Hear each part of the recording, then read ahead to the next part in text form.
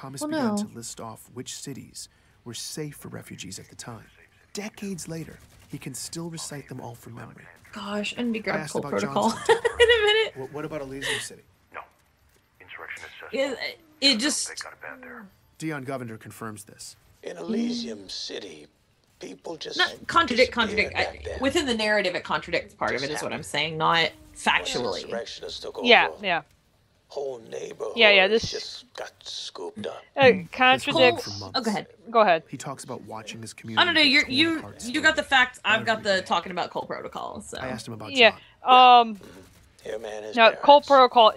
What facts? The fact that this is all. Practice.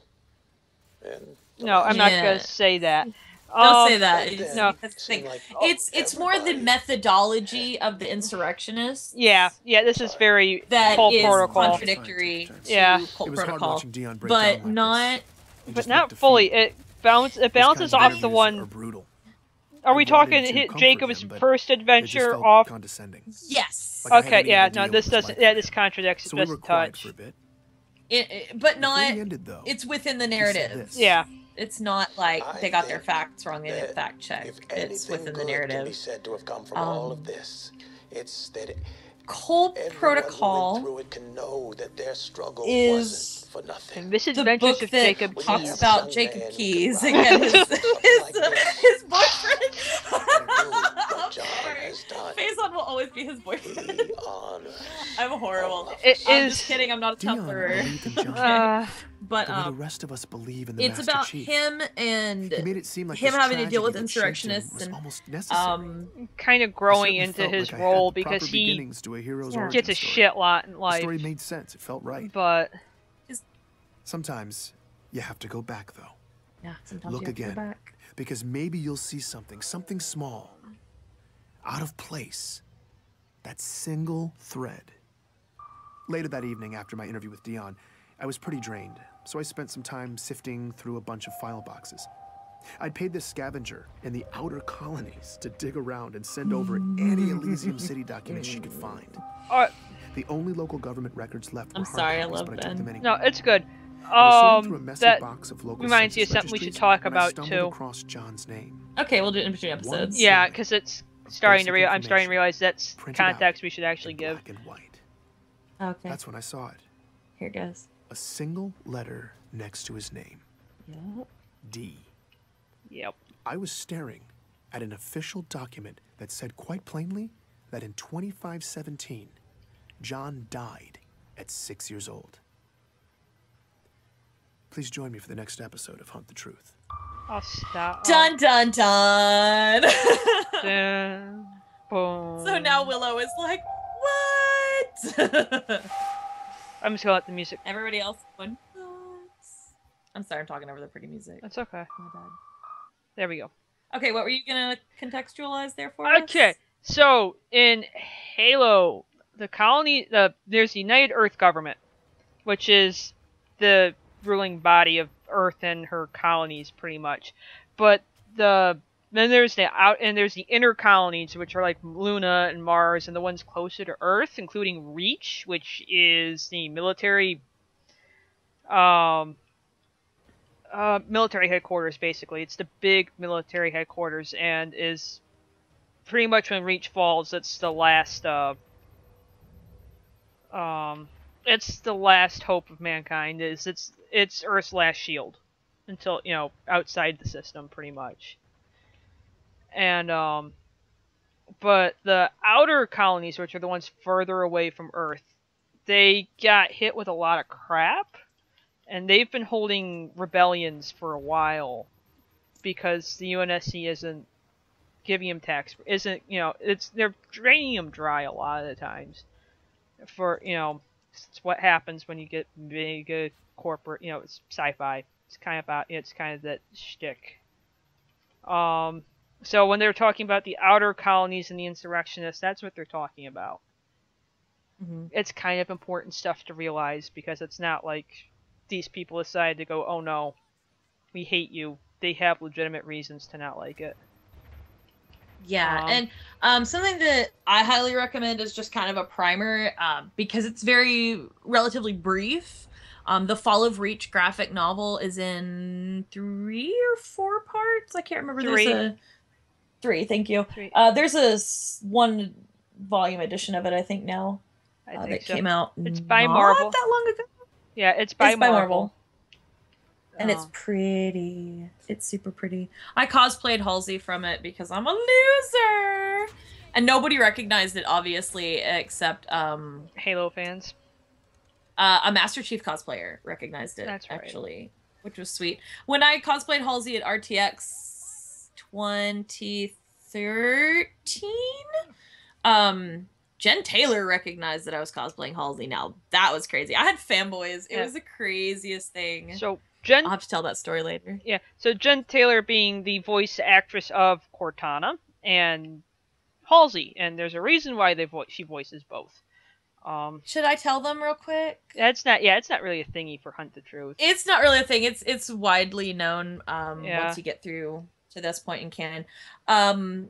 Catherine cloned her brain to create. Well, let me step back. AIs are created from clones of brains of deceased people who donated their bodies basically to science. It is highly, highly, highly illegal to do that to a living person. So Catherine made like 8 bajillion clones of herself, figured out which ones actually worked to make this AI, and incinerated the rest of them. Catherine is a bad person. And I love the reaction as well. Yeah. Yeah, she did this to herself. And another beautiful resource if you get into Halo is Catherine Halsey's journal from Reach. Halo Reach. It was supplemental material for Halo Reach. It was also was it written completely by Nyland? Yes, I it can't was. remember. It was written by Nyland. It's his love story to his favorite character. He definitely has a love affair with Catherine, and I'm fine with that. I'm totally fine with that because I like her so much. He's got a love affair with Catherine, and he ships Catherine and Jacob. He does, but who does? Well, okay. Sensible people don't ship them, but whatever. We're not sensible. Miranda doesn't ship her parents. I just like to point this out. Miranda doesn't ship her parents. She's like, I refuse to believe that they ever even looked at each other in a romantic fashion. She's like, I came from an egg. She's an egg baby. But yeah, the whole thing about it being that what was my point about Catherine and AIs and Cortana? Oh, that's why they're voiced by the same person, because they are the same person. The only one out of that trio of girls, the Halsey, Cortana, Miranda one that's not voiced by Jen is Miranda. That's because she's not a clone. She's very much not a clone. She is actually a real person, just to reassure everyone who doesn't know Halo. There are real people who were neither kidnapped nor created in this series. Also aliens. And aliens. Aliens. Gosh. I hate this part. Super, super, super love AIs in Halo. There's a friend of ours that I wish she was here and she could be like, oh my god, Halo AI. She'd be correcting us on a bunch of shit too, probably. She would. She knows Halo heck of a lot better as well as we do, if not better. I think we know different aspects of Halo. Yeah. I can but... talk about Halo ships till the cows come home, but I can't talk about their frickin' dry. See, you can talk about Halo spaceships. I can talk about Halo relationships. Yeah, that's a difference. I'm the dirty, rotten shipper of the two of us. But yeah, I can talk more about the characterization of the characters and the depth. She's got more. Those things go, and then Anarin has all like the history stuff, really, compared to us. You know the technical. I know the characterization stuff. Anarin knows everything else. History.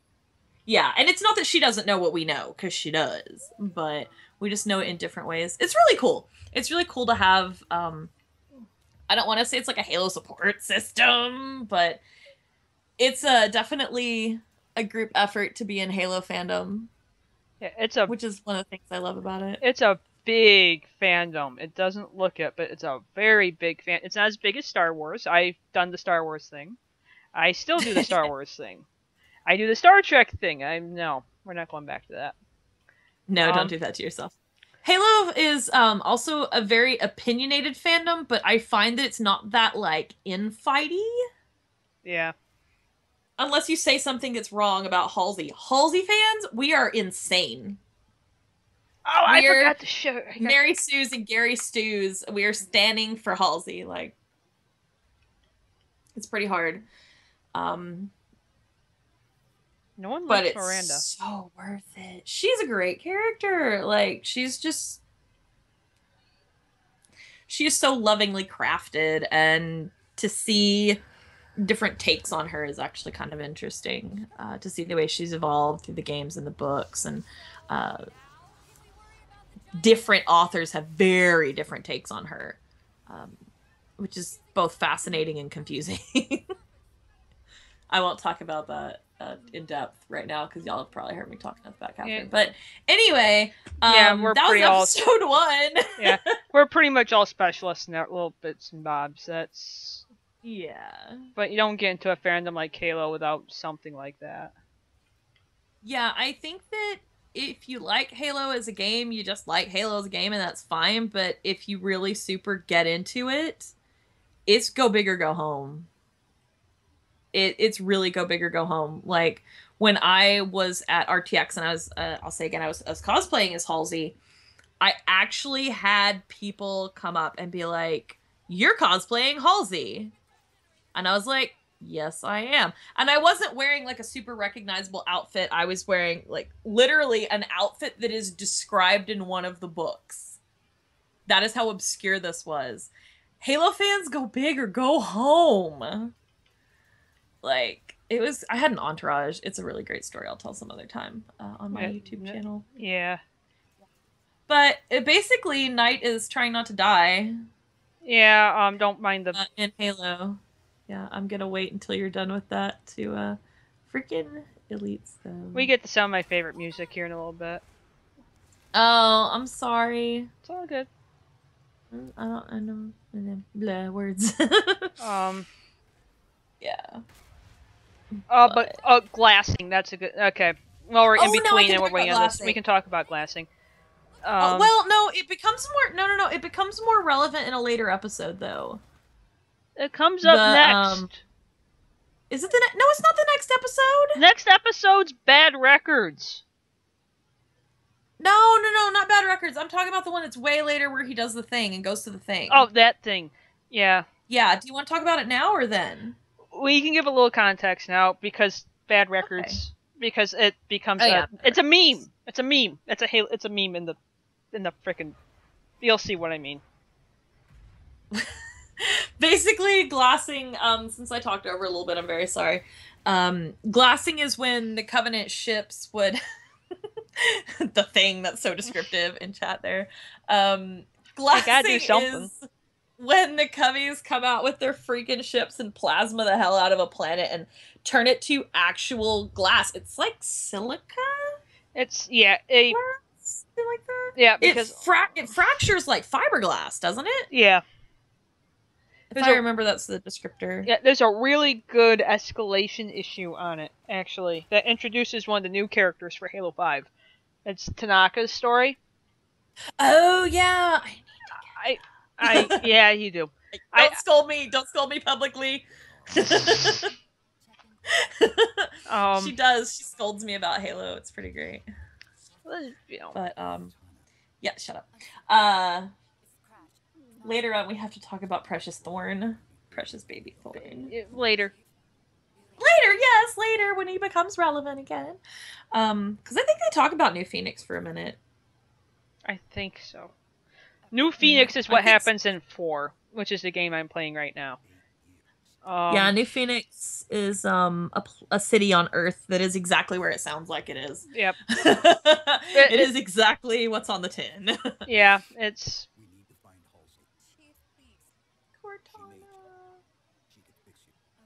Cortana got that booty. So does Chief, though. They both have Everyone's got that booty. Everybody does have that booty in Halo. Jacob got it when they updated his graphics. I'm just saying. Everybody got that booty. So if you're looking for dat booty in your games, Check out Halo. Yeah, Halo's It's like PG rated booty.